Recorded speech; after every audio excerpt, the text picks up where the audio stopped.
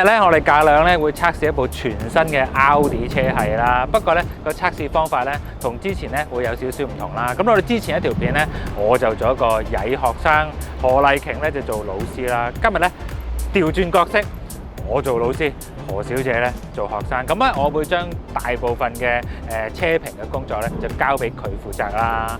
出嚟見下大家先啦。係嘅，陳 Sir。咁咧我就第一次擔正嗰一部車啦，有啲咩講錯講漏咧，就你一定要救我啊！鬧還鬧，記得 subscribe 我哋架欄。好，開始。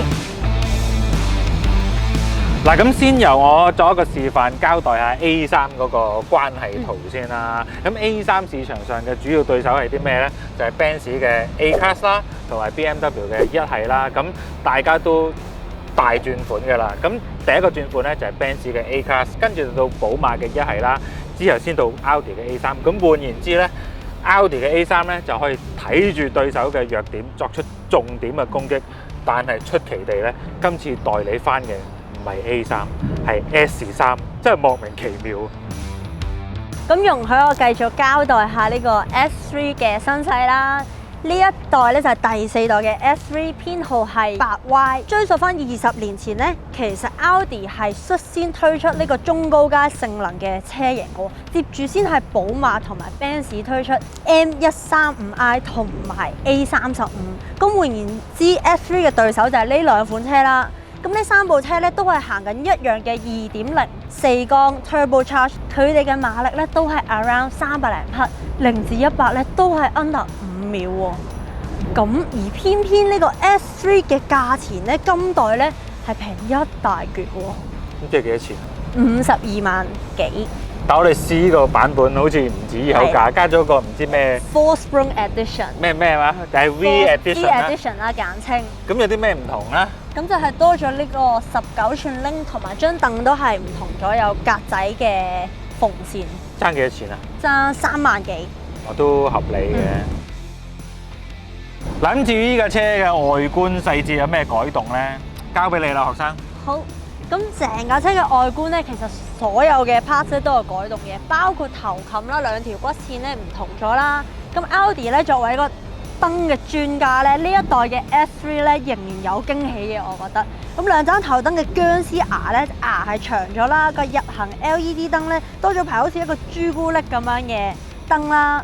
咁兩盞燈之間咧多咗呢條黑色嘅罅位啦。罅位。罅位啊！都幾生鬼啊！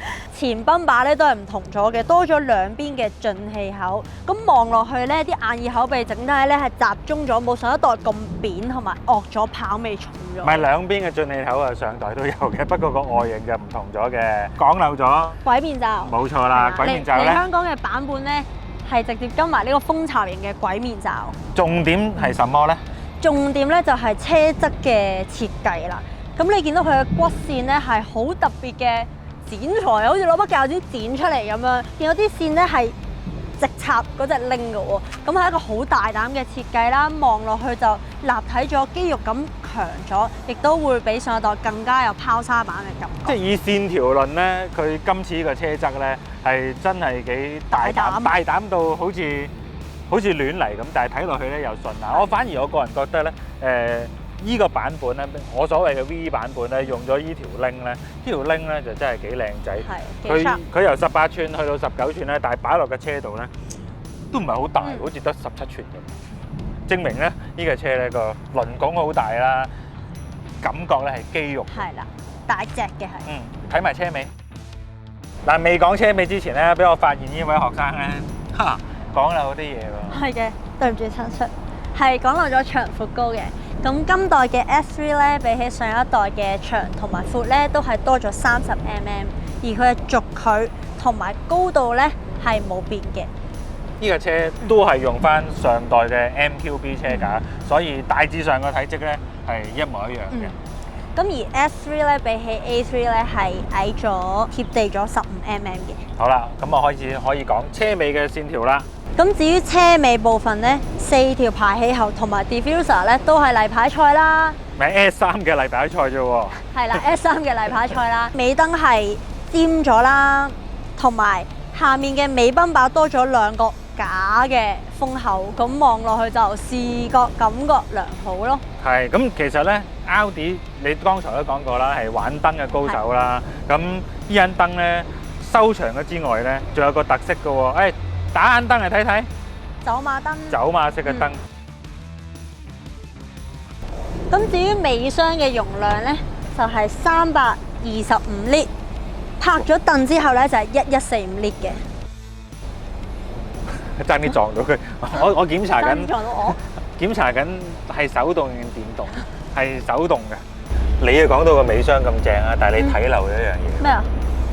凡事咧唔可以睇表面嘅，試車咧要抽絲剝繭嘅。你睇下呢塊底板嘅下邊，喂，點解兩節色嘅 two tone？嗱佢又噴一啲，唔噴一啲，咁你當佢一個暗格就冇所謂啦。但係50幾萬嘅時候，我又覺得加塊正式嘅黑板遮住都感覺上好啲啦。係啊，話曬喂，呢部車50幾萬，仲要德國做喎。但至於個後座空間咧，由於軸距係不變啦，乘坐空間咧其實係都係冇乜大分別。headroom 係夠嘅 legroom 係可以的。咁啊講少少設備上有啲咩啦？有冷氣出風口啦。不過我覺得佢冷氣出風口稍為咧，即係比較頭先係前面就好多電鍍嘅裝飾啊，呢個就一比較咧好似輸蝕咗少少。一嚿膠咯。係啦，如果加翻可能1、2條電鍍邊就會。咁呢個中央手枕幫唔幫到你加分咧？2個杯架，基本嘢。基本嘢啦。係啦。咁反而咧，坐咗落嚟咧，有個好奇怪嘅感覺。我相信以你嘅高度更誇張，就係咧後座乘客嘅視野咧係好狹窄嘅。點解咧？呢兩張筒凳咧又橫又高，佢幾乎咧阻礙咗你70%嘅視野。係啦。但係總體嚟講咧，咁你覺得上代係可以嘅話，今代嘅後座咧都係可以咯。咁今代 S3 嘅 interior 咧，我覺得比起前後嘅改動咧，我係更加 wow 一聲嘅。wow 一聲。wow 一聲啊！因為第一個感覺就係型咯，比起上一代咧，佢嘅設計，上代好多位咧都係用圓形嘅設計啦，咁今代咧全部變晒起角，全部都係梯形啦、三角形啦、起角啦，型啊，高達咁咯。我都覺得係好科幻味，好濃。係啦。咁啊，有啲咩改良咧？咁最明顯嘅就係冇咗支波棍啦，變成一個波掣咯，叫波掣。咁有啲人話有啲似波子嘅呢個波掣。咁同一個集團噶嘛。咁仲有一個明顯嘅唔同就係取消咗嗰個 MMI 旋鈕喺波棍後面嗰個好大粒嘅圓形嘅，就變成一個細細個嘅圓形喺依家嘅呢個叫咩啊？波掣附近。我幾得意嘅喎，呢個小波餅咧，唔係波餅，乜都係波。呢個音響操作嘅按鍵咧，係可以旋轉咁樣去校輕觸式校 volume 嘅喎，咁啊幾生鬼喎呢樣嘢。仲有啲咩唔同咧？啲 mon 有冇唔同咧？係啦，咁 mon 咧就上一代咧突出嚟嗰個 mon 咧，依家縮翻入去啦，咁望落去更加舒服啦。中間呢個10.1寸嘅屏幕啦，司機位眼前嘅就係12.3寸。喂，咁仲有啲咩設備同駕駛者息息相關嘅咧？同駕駛者息息相關，梗係軚環啦。呢個平底式設計嘅軚盤咧係 S3 獨有嘅。咁另外仲有金屬嘅腳踏啦、S-Line 嘅門檻啦，同埋呢個天窗。你好似講漏咗一樣嘢喎，又俾我捉到佢。係對唔住，陳 Sir。駕駛者最重要嘅梗係冇錯啦，呢張凳咧，我覺得嗰個剪裁咧已經係好有型啦，一體式嘅頭枕啦，坐姿咧，哇，好包身。好包身，我永遠都係唔包㗎嘛，所以我係 feel 唔到。我要童裝。係，你又要攝 cushion 啦。咁其次咧，有一樣嘢你好中意喎，聽講。門抽啊！咁佢呢個門抽咧好特別嘅，因為我個人咧好怕嗰啲門抽咧，好似攝落去會夾親手。咁但係呢個咧佢係就咁一碌嘢突出嚟，你一攝隻手落去咧係輕輕抽得好舒服，就即係開到個設計咧好簡單，但係佢係啦好具功能性。係啦。我讚嘅呢個真係。我想補充少少啦，咁有啲使用上嘅感覺啦。咁我幾欣賞呢個全新設計嘅冷氣 panel 嘅，即係佢除咗所有掣位係新設計之外咧，我好欣賞佢咧就係佢用晒一粒掣就可以控制晒所有嘢。以前你要校風速，你可能要撳上或者下，呢個咧就係一粒掣推上推落已經搞掂。咁又係簡單得嚟full function，我幾欣賞。咁但係咧有啲位咧要挑剔喎。嗱，你見到咧佢有兩個 Type C 嘅插頭啦，竟然冇無線充電喎。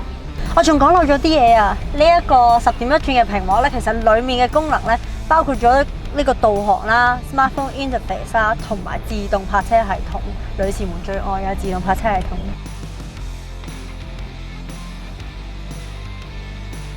講咗咁耐，我合唔合格啊？唔合格係咪冇得試車㗎？嗱，合唔合格咧就唔到我去。阿 Sir 你咁好人，我知你一定會 pass 我㗎。觀眾留言啦，覺得唔滿意嘅頂佢，咁啊都可以試車都要嘅，都可以試車嘅。試車啊！試車我有試。點解你喺度嘅 S3喎，梗係試啦。啲人中意睇我試車嘅，係咪啊？喂，我試坐中間，試坐中間，我當佢試坐中間，頭頂好大壓迫感喎，中間真係呢盞燈啊！你高啊嘛，雖然佢偷空咗嘅，佢個頭頂有偷空到嘅，即係其實冇頂頭嘅。不過因為呢盞燈個感覺好壓迫啊！佢哋而家坐喺度好搞笑嗰個感覺，大家睇下。嚟啦，快啲試到我。好。嗱咁啊，開始試車。我哋今日嘅試車任務就交俾我哋呢位學生妹進行。係嘅。你背咗 spec 未啊？咁快俾油？俾咗油咪知咯。呢架車用咩 engine 你知唔知啊 TSI 嘅咩啊？即係唔係你講2.0啊，4缸嗰啲。幾多匹380咯。哇，好似好勁喎！扭力咧？扭力頭先都記得㗎。阿專一問我咧，我一片空白。魔鬼好大壓力啊！真係好大壓力啊！客直400牛頓米啊！牛頓米。咁啊，由0至100咧4.8秒。唔係，我真係想講，不如我而家試俾你睇，計下你哋。咁知唔知同上一代有咩唔同啊？好似靜晒馬力，好似馬力同埋同埋扭力都冇變嘅，同上一代。係喎，有音頻到喎。咁佢有啲嘢唔同喎。0至100係唔同0至100唔同。0至100係慢咗0.2秒。嗱咁，知唔知點解啊？因為依架車重咗，Miss 係咪啊？啱啦，去到你又變翻學生。車重去到超過1500公斤啦，比上一代重咗少少。我喺佢面前已經咩啊？變打回原形啦，冇晒個氣場。冇晒個氣場。你淨係震壓到我，震壓唔到阿 G。震壓唔到，冇人震壓到佢。依架車嘅 Quattro 系統咧，就係用一個液壓式多碟式離合器去控制佢嘅前後分佈嘅。咁即係簡單講咧，就較為 mechanical 嘅一個四驅啦，就唔係 Ultra Quattro 啦，即係大部分嘅時間咧，佢都真係用晒四驅嘅。硬橋硬馬。前後嘅分佈咧，就純粹係電腦去控制啦，冇得調校啦。咁波箱一樣係雙離合器嘅結構啦。而 engine 咧，呢個咧亦都係大家好熟悉嘅 EA888，但係已經進入咗第二代咧，叫 Evo 啦。咁由 facelift 之前咧，佢已經用緊呢個 engine 嘅啦。咁個馬力唔能夠再提升，扭力不變嘅原因咧，都係因為呢個廢牌嘅關係啦。而依個 engine 咧係冇配呢個 mild hybrid 系統嘅。冇錯。咁個底盤係咩啊，同學？你知嘅喎呢個。MQB。又俾啲信心自己。MQB。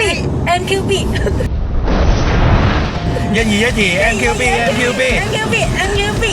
好。呢個底盤都響當當㗎啦，呢個剛性夠硬。咁係feel 到啊！好硬淨啊！即係軚盤感覺啊，佢路面 feedback 全部都係硬骨骨咯，硬我哋比較少用呢個形容詞去形容，咁新一代嘅係佢哋有佢哋嘅思維，新一代用字都比較硬骨骨嘅。冇錯啦，硬骨骨嘅。同呢個底盤一樣。我覺得無論幾快掟入個彎咧，佢嗰個指向性咧都係超明確㗎咯，係完全冇 delay，即係你去邊即刻嚟即刻俾你。係呢個都係因為 Quattro 嘅系統 Quattro 啦、車架啦，即係好多呢樣嘢配合嘅。係令到你過彎係好有信心。係即係呢個點解啲人咁中意 Audi 嘅 Quattro 嘅原因，都係佢俾到嗰個高速彎路嘅信心。係啊，係安全感。咁即係到我未啊？到我未啊？我就嚟暈啦！我就嚟要嘔肚袋啦！到我試未啊？睇埋呢個彎先啦。嗰個 suspension 嗰個懸掛都係啦，即係個懸掛咧，即係上代嘅 S3咧都係偏向中庸之道嘅，即係唔會咁硬嘅。今代咧，我覺得佢懸掛刻意咧個工程師調教到咧個路面感強咗、硬咗啲嘅。感覺上啦，即係如果相比佢同級啦，即係譬如 M135i 咧，永遠都俾人哋感覺就係即係窩啲啊。再 hardcore 啲啊咁啊，咁 A35咧就係個彈力好犀利啦。咁佢好似刻意將 S3咧追住兩個對手嚟。係，呢個亦都係 Audi 不嬲造車嘅概念。即係好多人都講 Audi 嘅車係就係擺咗喺 Benz 同寶馬中間。我覺得呢個定位係啱，即係你要 comfort， 你要操控佢俾到好好嘅平衡你咯。雖然嗱，即係如果再相比 A35啲動力咧，即係 A35你一踩佢係哇狂叫，佢係癲嘅。咁佢咧，你第一啖油，佢都係即係千零轉嗰時咧，佢都係定啲嚟。但係你一路踩落去咧，佢一路有嗰下咧，係你睇唔出呢部車咁斯文，但係佢中後段啲力咧係繼續4-5千轉都仲有嘢俾你，嗰下，你覺得係好好玩咯。咁同埋入彎嗰個指向性，你頭先講咗啦，好快啦，你好似點扭咧，佢都冇問題嘅，即係嗰個 Quattro 四驅系統係真係令人讚歎嘅嘢，車頭帶住你入，車尾推住你出嗰個感覺係真係學你話齋，好似冇乜難度啊嘛。係啦，佢就唔中意嘅，我就唔中意嘅。但係女仔就會覺得哇！我咁高速入彎都得㗎，咁你就會好開心嘅。咦，越踩越有，你會越踩越快，試下自己嘅極限喺邊度嘅。咁呢樣就係我覺得佢好玩嘅地方嚟嘅。你咧 Lawrence，你自己點睇呢部 S3咧？